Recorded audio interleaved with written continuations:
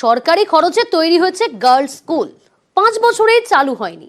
অভিযোগ, সন্ধ্যের পর এই স্কুল চত্বরে বসে মদের আসর, চারিদিক আবর্জনায় ভরা। লাভপুরের বাসিন্দারা চান দ্রুত স্কুল খোলক।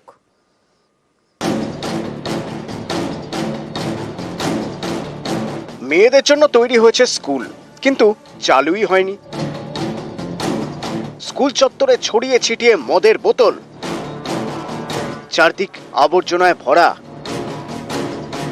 বীরভূমের লাভপুর, এখানকার আভাডাঙ্গা গ্রাম এবং আশপাশের এলাকায় কোনো গার্লস স্কুল নেই। স্থানীয়দের দাবি মেয়েদের জন্য স্কুল করতে হবে, তাই 2015 সালে 2 বিঘা জমি দান করা হয়। সরকারি খরচে 2019 সালে তৈরি হয় স্কুল বিল্ডিং, নাম Abhadanga Sridhar junior high school. School বাড়ি তৈরি হয়ে গেলেও চালু হয়নি। অভিযোগ, এই সুযোগে স্কুল চত্বরে বসছে মদের আসর। স্থানীয়দের দাবি এই স্কুল দ্রুত চালু করা হোক।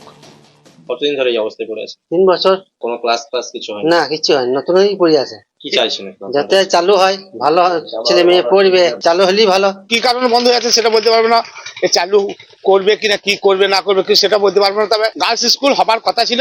স্কুল চত্বর প্রচুর নোংরা, ছাগল গরু ধান খ্যার অমুক তমুক এইসব রাখছে লোকে। দেখা যাচ্ছে মদের বোতল পর্যন্ত ফাঁকা পড়ে থাকলে সে তো সব ভূতের বাস হবেই।